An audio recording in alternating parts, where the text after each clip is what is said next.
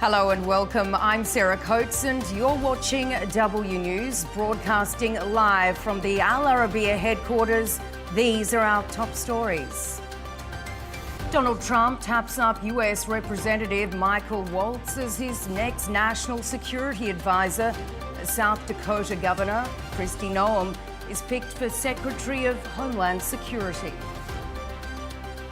Israel's Defence Minister Israel Katz claims there will be no ceasefire and no respite in Lebanon. The Archbishop of Canterbury, Justin Welby, the most senior cleric in the Church of England, quits over sexual abuse cover-ups. And 35 people are dead and dozens more injured in the city of Zhuhai in China as a 65-year-old man is arrested for ramming them in his car.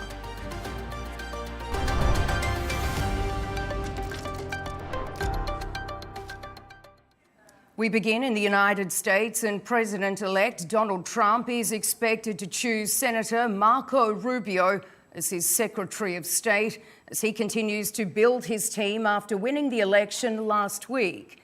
The Florida-born politician is someone who expressed strong hawkish views on foreign policy and national security in the past. Here's more from our Washington correspondent, Nick Harper. Donald Trump's lining up his loyalists for top jobs. He's expected to nominate Florida Senator Marco Rubio to become America's top diplomat, filling the coveted Secretary of State role. Together with Donald Trump, we are going to make America not just great, but greater than it has ever been before.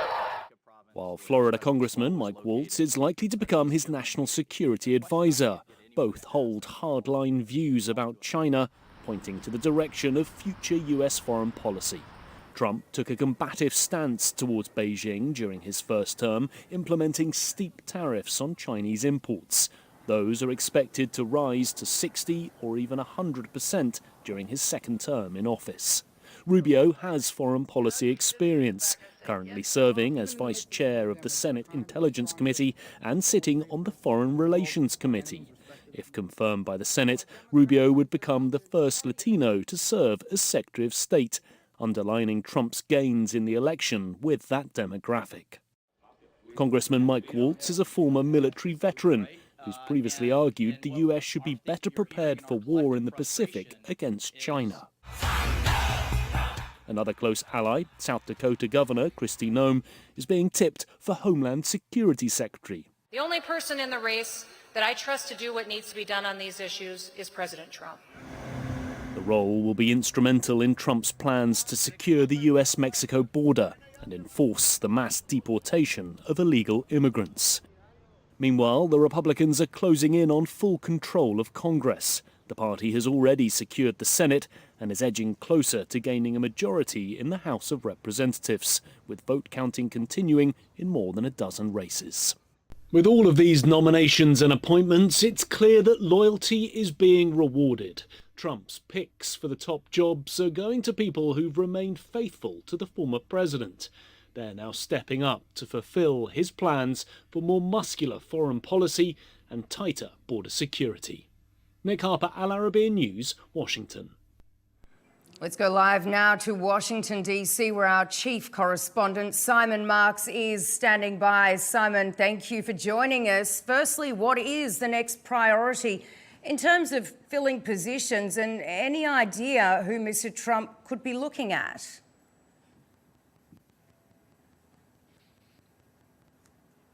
I mean, it's hard to know what news is about to emanate from Mar-a-Lago down in Florida at any given moment, because there is clearly an intense process underway there, and we don't know precisely in what order some of these announcements are being made. But as Nick was reporting, the floating of Senator Marco Rubio's name as a possible Secretary of State last night, reported as it was by the New York Times, that was clearly some kind of a deliberate leak from inside Donald Trump's inner circle. Maybe to gauge the reaction to that publicly, because we had thought here that the Secretary of State position was going to be filled by Rick Grenell, a much more hardline figure than Marco Rubio, and someone more focused on Europe, really. Marco Rubio brings expertise with regards to China and also Latin America to the table. So that's one possibility that we're watching for. Also waiting to see who gets the nod for the Pentagon. We now know it will not be Mike Pompeo, the former Secretary of State, who coveted the opportunity to go back into a Trump administration. Donald Trump has said no thanks. He won't be bringing Mike Pompeo back in any role. So we're waiting to see. Could it be Congressman Mike Rogers for the Defense Department? Might it be Lieutenant General Keith Kellogg, a retired military figure, both of them close to Donald Trump? And that suggestion of Kristi Noem, the governor of South Dakota, for the Department of Homeland Security, that seems pretty well sourced. And if it is her, that will again underscore that Donald Trump is looking for loyalists in all of these key positions, people who believe in his America First, Make America Great Again agenda. And we will, of course, be following this very, very closely. I want to ask you about something else there, Simon, and that is Mr. Trump promising to pardon people connected to the January 6th Capitol riots. Can he actually do this?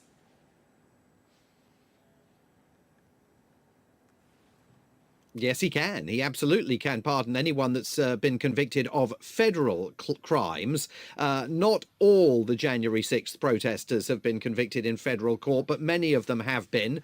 And we don't know whether he intends to pardon or commute the sentences of all of them. There are hundreds of people that have been jailed in association with the deadly riots on January the 6th, 2021. But he had certainly indicated before the election campaign and during it that was on his to-do list, and I think there certainly will be. There's obviously a process that has to be gone through in order for pardons to be agreed, approved, and then announced. So it's not going to be a day one decision, but it's definitely something that's in his inbox. And just very, very briefly, Simon, almost out of time, what about Trump's New York sentencing for these 34 counts of felony? Can we ever expect this to happen?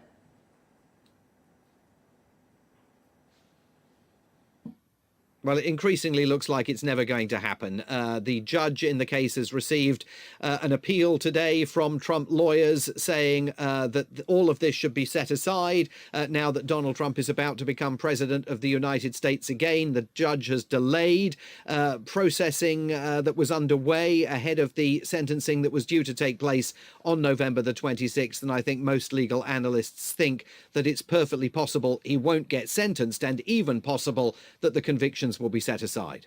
Simon Marks there in Washington, D.C. Thank you.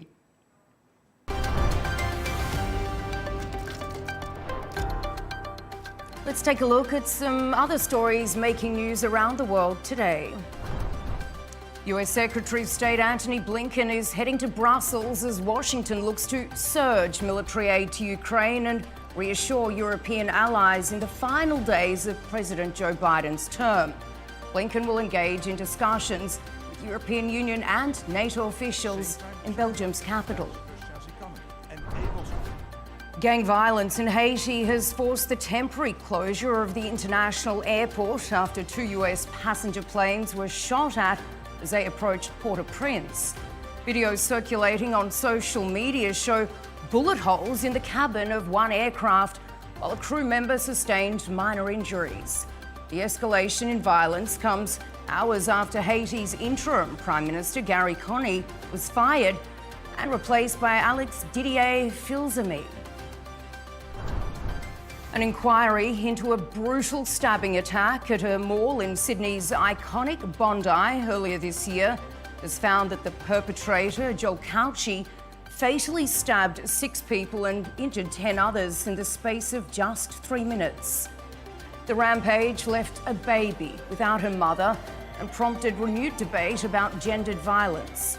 Cauchi, who was said to be knife-obsessed, was shot dead by police. New Zealand's Prime Minister has issued an historic apology in Parliament after an inquiry discovered 200,000 children and vulnerable adults were abused in faith and state care facilities between 1950 and 2019.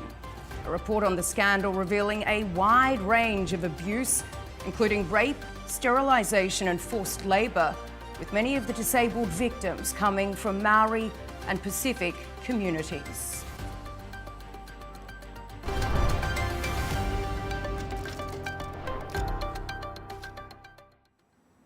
Israel's newly appointed Defence Minister, Israel Katz, is vowing the war in Lebanon will continue, dismissing calls for an urgent ceasefire as heavy fighting continues between Israeli forces and Hezbollah. Posting on X, he said, "We will continue to hit Hezbollah with full force until the goals of the war are achieved," adding, "Israel will not agree to any arrangement that does not guarantee Israel's right to enforce and prevent terrorism on its own." Well, a statement contradicting Israel's Foreign Minister, Gideon Saar, who said yesterday that there was progress on a truce between the warring parties. Let's go straight to Tel Aviv to our correspondent Giles Gibson. Giles, thanks for coming on. It was only yesterday that Israel's Foreign Minister Gideon Saar suggested that there was progress on a ceasefire, and today the Defence Minister ruled it out. In your opinion, is this a sign of disagreement within the Israeli government?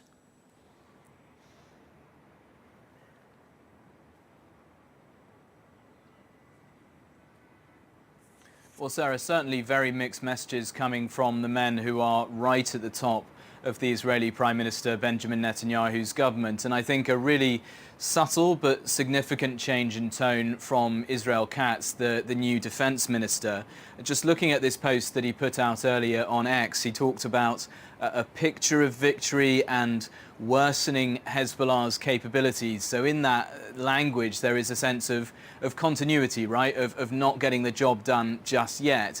Contrast that to what he said just a few days ago over the weekend when he said that, in his opinion, Hezbollah had been defeated. So there is this subtle but significant change in tone coming over the last sort of 12, 24 hours or so from the new defense minister.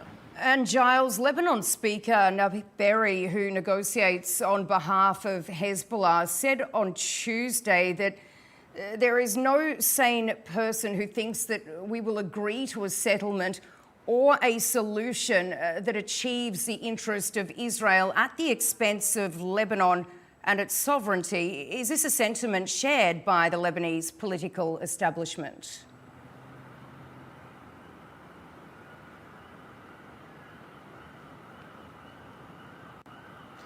Well, publicly at least, the interim Prime Minister Najib Mikati has been saying that he wants to see a ceasefire that is agreed by all of the sides in this conflict. And he's also been repeatedly calling for the re-establishment of UN Security Council Resolution 1701. That was something that was approved back in 2006, and it created what's known as the blue line, which is not so much a border, but it's really described as a line of withdrawal by the United Nations, behind which they want to see Israeli forces retreating. Hezbollah, they have been saying throughout this conflict that they are not even going to come to the table for serious talks unless Israeli attacks stop. And look, just over the last 12 hours, we've continued to see these Israeli airstrikes in southern Lebanon and other parts of the country, and of course Israeli boots still on the ground in the south. And just very briefly, Giles, that deadline that was set by the United States for Israel to get more aid into the Gaza Strip, that was November 13, of course, that falling tomorrow. Any indication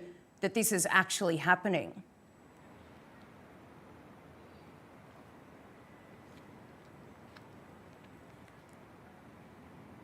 Well, no word from the State Department yet on whether they're going to follow through on their threat of sort of putting at risk security support for Israel.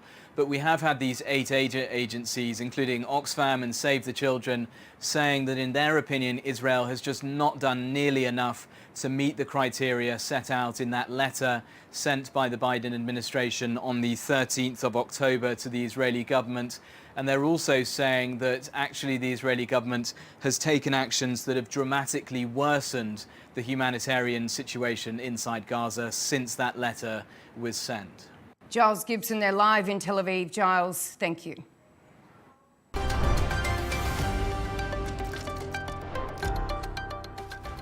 Let's take a look at some other stories making news today. Well, Germany will hold snap elections on February 23 under a new plan agreed today between Chancellor Olaf Scholz's Social Democrats and the centre-right opposition Christian Democratic Union. UK Prime Minister Sir Keir Starmer has said he has no intention of meeting representatives of the Taliban during the COP29 event in Azerbaijan. During today's summit, the British leader pledged to reduce gas emissions by 81% over the next 10 years.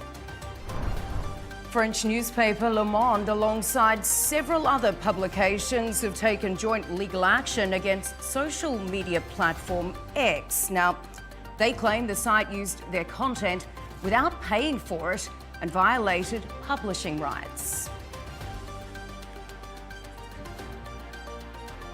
And people in Pakistan's Punjab province are choking through record-breaking levels of toxic smog, so thick it's able to be seen from space. Well, the environmental hazard has already caused more than 40,000 people to seek medical treatment for respiratory illnesses, with restrictions now imposed on outdoor activities in a number of areas.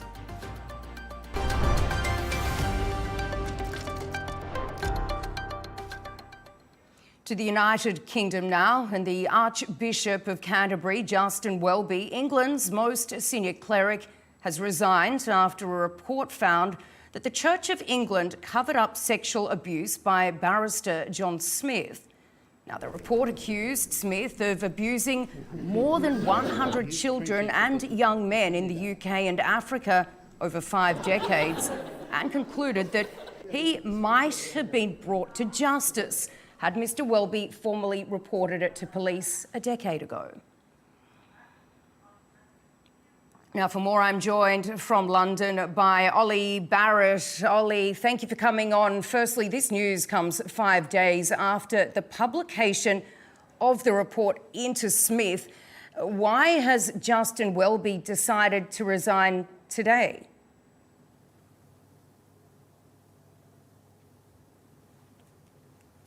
Well, I think Justin Welby just felt that he was coming under so much pressure that his position was becoming untenable. He had initially, after the release of that report, Sarah, said that he had consulted with senior colleagues in the Church of England and had decided that he would not resign. But since then, there has been a petition online signed by thousands of people calling for his resignation. We saw a pointed failure of the UK Prime Minister Keir Starmer in Baku today to take up the opportunity to give Justin Welby his backing in any way, insisting that this was a matter for the church, but as I say, not giving Justin Welby his support in any way during a press conference in Baku. And the allegations were so serious and the questions therefore so serious for Justin Welby that I think we got to the point where, as I say, he felt his position was untenable. In terms of how he describes the decision himself, Justin Welby says it's very clear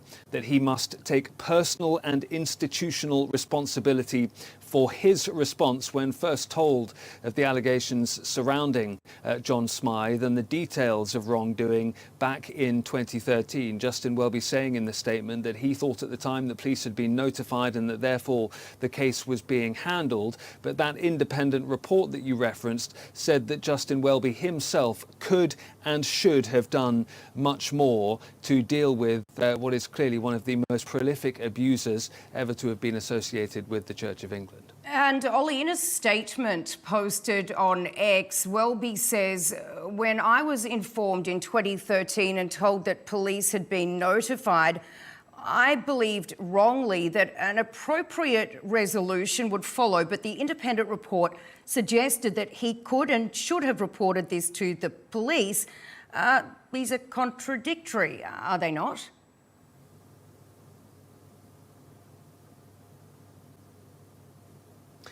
That's exactly right, in the sense that Justin Welby is effectively saying that he thought that this was being handled, but the report is saying that he should have more formally notified police, but also made sure that this was being dealt with. When John Smythe died in Cape Town in 2018, he did so without having faced justice, and this independent report certainly believed that if Justin Welby and those around him in the Church of England had taken concerted action back in 2013 to make sure that these issues were being followed up on by police, but also by the church itself, that things could well have turned out very differently indeed. The political process now, there is involvement from the Prime Minister Keir Starmer in exactly what happens next. It could take months before a replacement for Justin Welby is found. Going back to the police report and exactly what happened back in 2013, it's exactly that has led to claims from critics of the church of what they see as a cover-up after 2013. They believe that the church at the time wanted to avoid all these negative headlines that could potentially have flowed from a police investigation. But Justin Welby putting out that statement today, insisting that he has to take responsibility now for this scandal. And as I say, that process will get underway to choose his replacement as the most senior bishop in the Church of England, but also the ceremonial leader for millions of Anglicans in the Anglican Communion worldwide. Ollie Barrett there live for us in London. Ollie, thank you.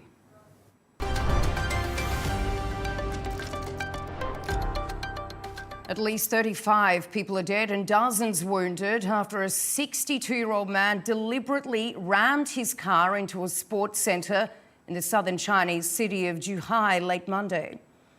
China's President Xi Jinping has called for an all-out effort to treat those injured, whilst the suspect is said to be recovering in hospital. Laura Westbrook has been reporting on the story from Hong Kong. Laura, what can you tell us about what happened? Well, according to reports, people were exercising at the Zhuhai Sports Centre when a man rammed his car into a crowd on Monday evening local time. Now, this sports centre attracts residents to run on the track field, play football, even dance socially. And there is a designated walking path that is surrounding the perimeter of the stadium. One witness told a local magazine that at least 6 groups of people were gathered there for their regular walks when a car suddenly charged at them at high speed, knocking several people down. Some elderly and children were among the injured, and they have been sent to hospital, according to reports. The 62-year-old male driver, whose surname is Fan, has been arrested, and state outlet China Daily has called it a hit-and-run incident. Police are still investigating, though, and so far, no motive has been mentioned. And this incident took place in the same city as the high-profile Zhuhai Air Show. Is that correct? Yeah, that's right. Security is very tight right now in Zhuhai, and that's because of the Zhuhai Air Show. This is China's biggest air show and the first to be held since China lifted its tough pandemic restrictions last year. And so a lot of videos that were posted online have been taken off Chinese social media. Chinese internet censors are known to take extra care to scrub social media around major events such as the National People's Congress. It is unclear whether the incident was linked to the air show. Now, the air show began on Tuesday at a venue just 40 kilometers from the stadium. It is showcasing a new stealth fighter jet for the first time, as well as attack drones. And China is modernizing its armed forces, and this is all part of Beijing's efforts to match America's fighting and military capabilities. Thank you, Laura Westbrook in Hong Kong.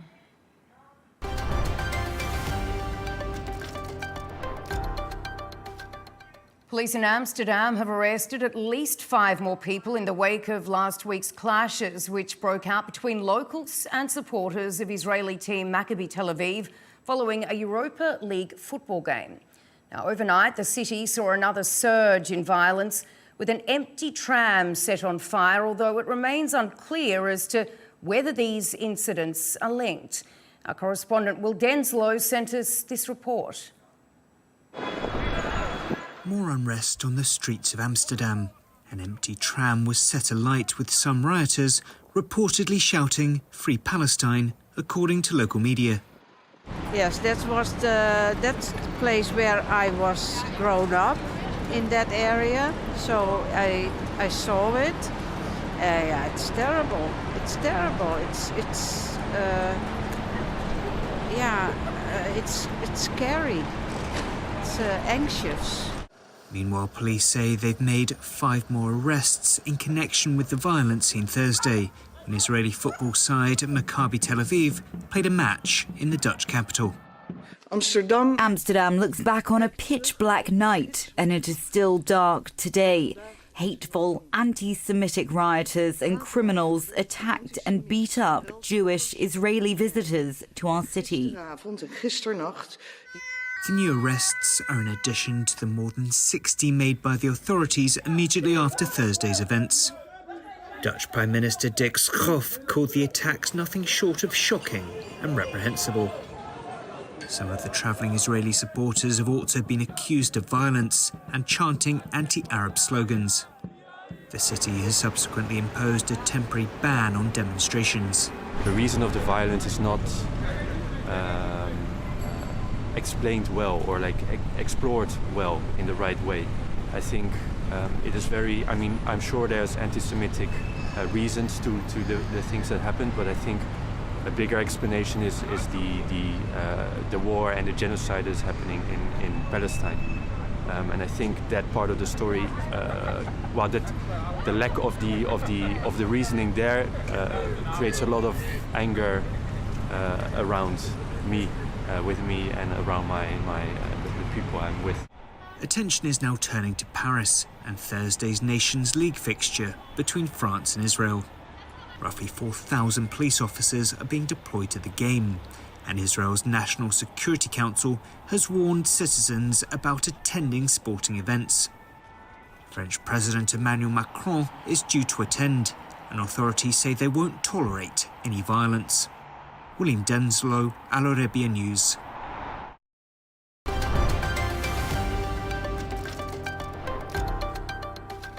Let's take a look at some of the top business news. And oil giant Shell has won its appeal against a climate change ruling which asked it to reduce greenhouse gas emissions. Appealing at a court of appeals in The Hague, the oil and gas producer's case was dismissed on the basis that the company is meeting its set emission targets. Shares in motoring company Nissan have jumped 21% since activist investor Hafissimo Capital Management took a stake in the Japanese firm. The car makers previously announced thousands of their workers would lose their jobs after a decline in sales in China and the US. Wall Street firms could pay out substantial bonuses to financiers this year in the first rise since 2021. It's thought to be down to a recovery in deal-making, with the Federal Reserve cutting interest rates and equity markets increasing to record highs. To sports news now, and Gary Lineker has revealed he'll quit the BBC's flagship football show Match of the Day at the end of the season. The presenter has fronted the program for 25 years. Here's how he broke the news. Obviously, it's an ever-changing feast, football and television and football and rights of the Premier League and stuff like that. So all of these things will play a part, but I just feel it's been an absolute privilege to have presented it for 25 years now. I must be getting old. And former UFC fighter turned heavyweight world champion boxer Francis Ngannou is in Dubai today for a PFL event. He's revealed that he'd like to get back in the boxing ring after his recent knockout victory against Renan Ferreira in Saudi Arabia.